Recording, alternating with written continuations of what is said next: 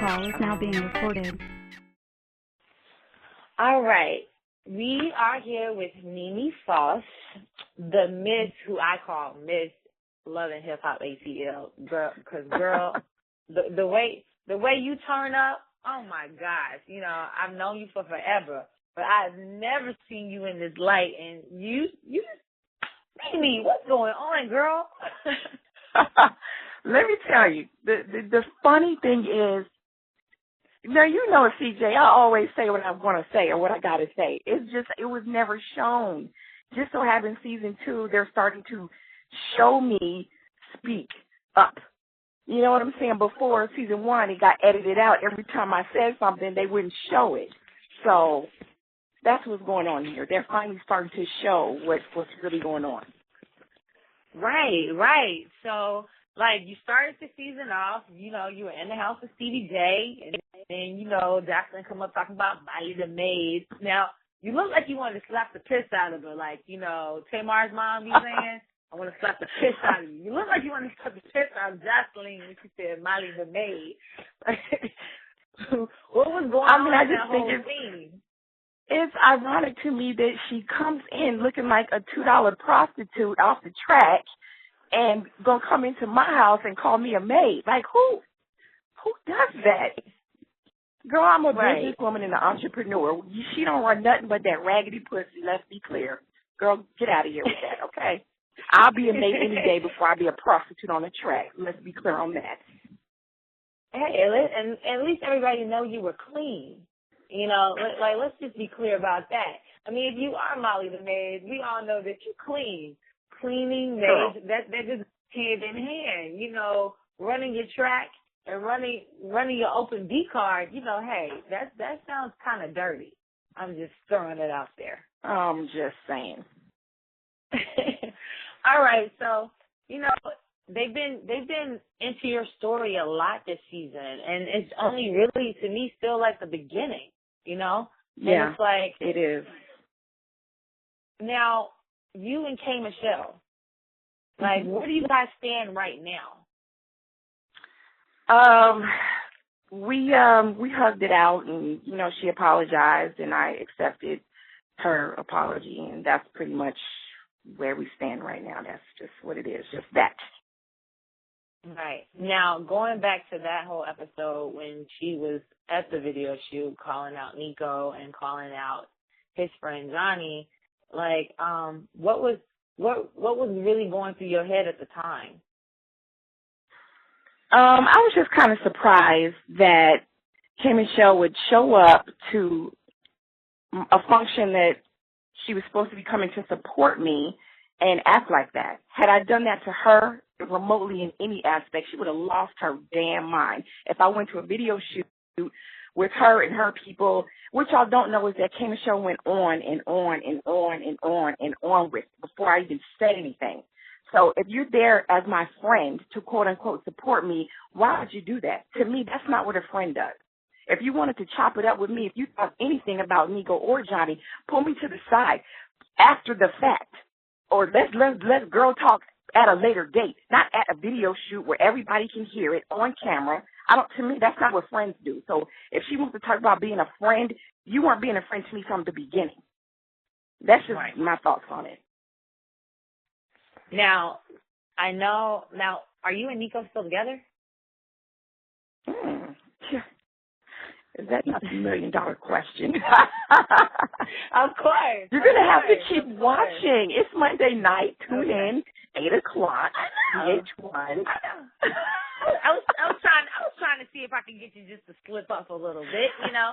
I mean, because I remember when I came to Atlanta and I met Nico and I was like, Mimi, this is you and Nico, and you were like, yes. And I'm like, okay. All right, girl, well, if that's what you say, then that's what I'm going to roll with. And if anybody asks me, I'll be like, yes, that's her boo. Don't go there.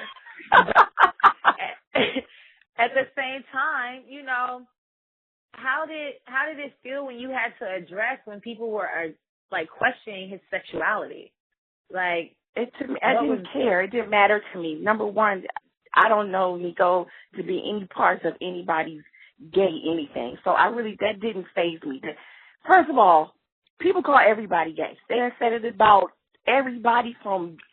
Come on now, I can't name one guy that somebody hasn't at some point in time said, oh, such and such is gay. So that's just stupid. They said I'm gay. Like, I don't care. I know what I am. Nico knows what he is. So that to me was just stupid. And K Michelle calls everybody gay. So right. Because my next question was going to be like, what would you think would even make her say that? Was it something just in his mannerism that she saw maybe that day, or something that she's seen before? She just runs her mouth and talks shit. Period. Right. Gotcha. All eyes on K Michelle. That's all.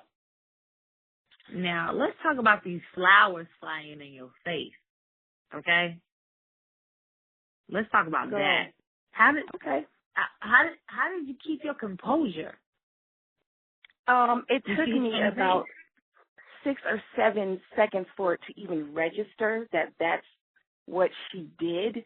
And as you see, after she did it, she dropped them immediately and ran. Did you see that?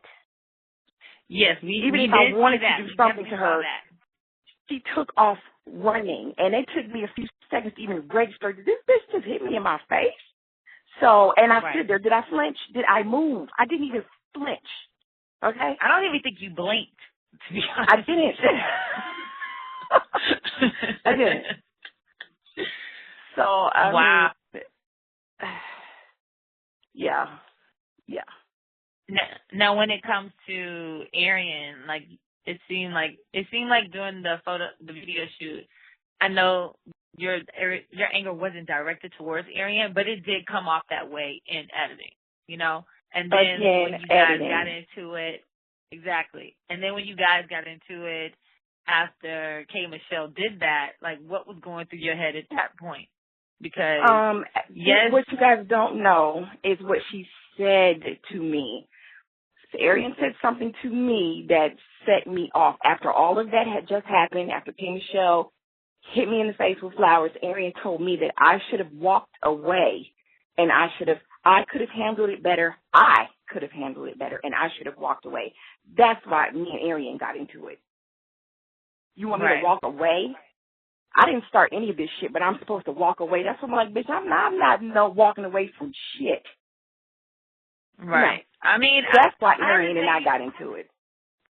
I have to say you handled it very well, because normally when somebody has flowers or anything coming towards their face, they normally bug back real hard, real quick. And the fact that you didn't even get a chance to do that and you were still keeping your composure, it said a lot about you in that moment, you know?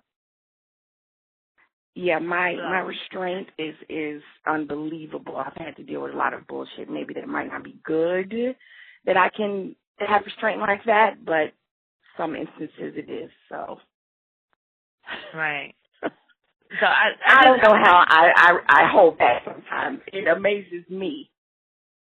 Right, because like how do you guys hug it out after that though?